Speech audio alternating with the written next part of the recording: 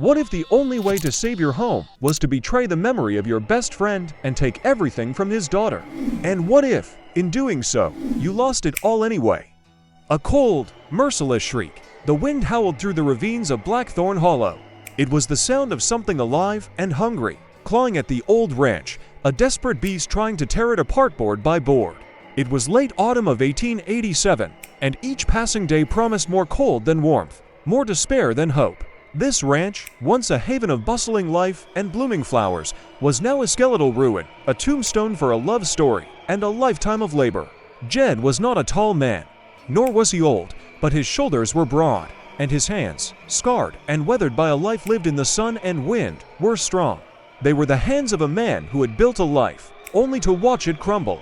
10 years ago, he had watched consumption steal Alice, his wife, the woman whose laughter had once filled these rooms and whose hands had tended the flowers by the porch. The droughts and cattle diseases that followed were a cruel echo of his loss, a relentless assault on what little he had left. The stables were now half empty, the fences sagged like a tired man's shoulders, and the earth was cracked, a grim reflection of his own heart. All that stood behind him was a debt that grew faster than the weeds he no longer had the heart to pull. The last visit from the bank representative had left a yellow slip of paper in his hands, a death warrant for his home. The deadline was in 3 days. His last chance. Jed knew what he had to do. The law of the land was an unforgiving God, demanding its pound of flesh. If a debt was not paid, the creditor had the right to seize the debtor's property.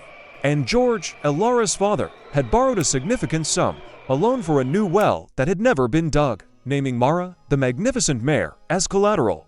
Jed had gone to Elara's house, a small shack that looked no more stable than his own ranch. He had not gone to bargain, he had gone to enforce. He found her in the stable, her small hands, so much like Alice's, braiding Mara's mane with a gentleness that twisted a knife in his gut. The girl, no older than 16, had looked up at him, her eyes wide with a plea. "Jed, please," she had whispered, her voice trembling. "Papa said you were his best friend. He said you would look after us." Despair, a cold and heavy stone, had hardened Yet's heart. He saw in her eyes not the face of his friend's daughter, but the face of his own impending ruin.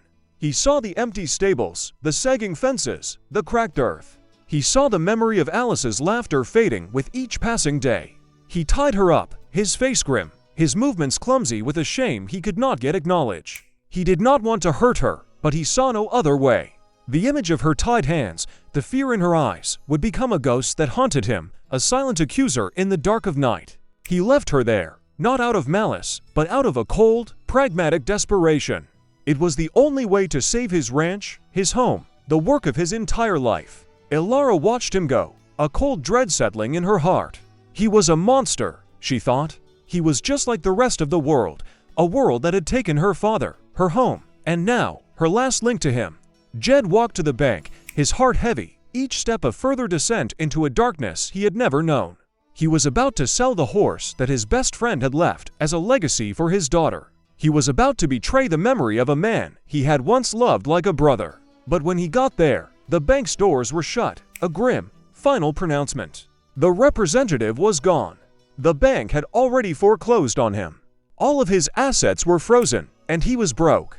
He had lost everything. He walked back to his ranch, a broken man. The wind, which had once sounded like a hungry beast, now sounded like a mocking laugh. He found Elara still tied in the stable, her face streaked with tears, but her eyes held a defiant fire. He released her, his hands trembling, the rough rope a physical manifestation of his guilt. He looked at her and saw the pain he had inflicted. He saw the cold, brutal truth of what he had done. He was no better than the bank. He had become what he hated. He fell to his knees, the cold, dirty straw harsh reality beneath him. "I've lost everything, Elara," he said, his voice a hoarse whisper. "I have nothing left. But your debt to me, it is paid." Elara looked at him, her eyes wide.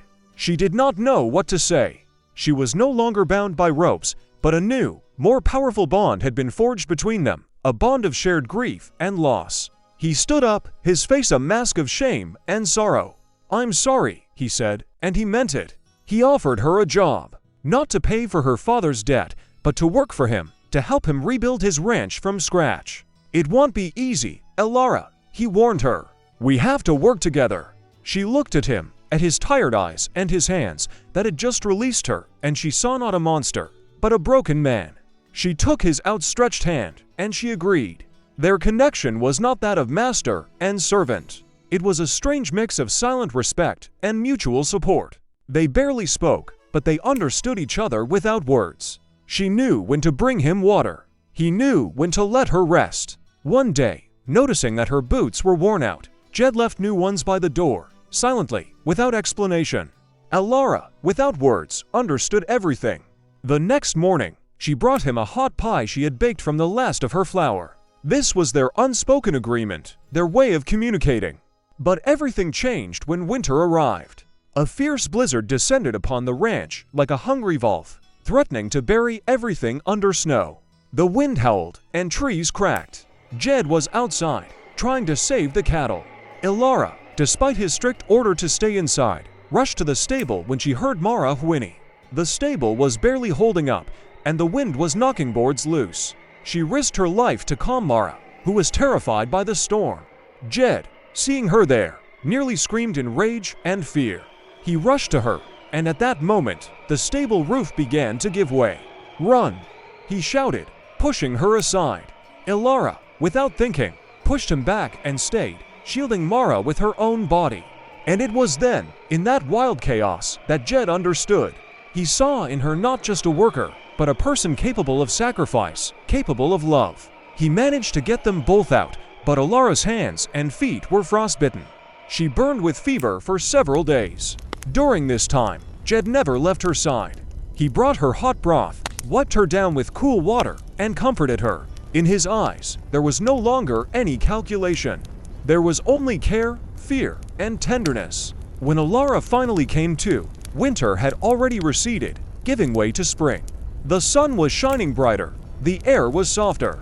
Jed was sitting beside her. He looked tired, but in his eyes burned a warm glow that Alara had never seen before. "Your father," Jed began, his voice hoarse. "He was a good man. He didn't leave you to pay for his debts. He left you hope." He handed her an old, battered envelope. Inside were the papers for her father's land and house. "It paid the debts," Jed said, and added a little extra on top. "Now it's yours. Your debt to me is paid. You are free, Alara. You can leave." Alara silently looked at the envelope, at the papers that had once meant freedom to her. She could leave, go anywhere she wanted. But where? She looked up, and her eyes met his. Jed was not tall, but he was sturdy, with lines on his face. But at that moment, he was the most handsome man in the world. "Leave and go where, Jed?" she asked softly. "Leave you. And Mara. And this ranch." She stood up, walked over to him, and took his hand. "I promised you forever, Jed," she said. "And I will keep my promise. Only this forever won't be paying a debt. It will be my choice." Jed didn't answer. He just squeezed her hand tightly. Outside, the sun was shining, and hope was reflected in his eyes. He realized that he had not found just a worker, but a companion for life. And this love was worth far more than any ranch.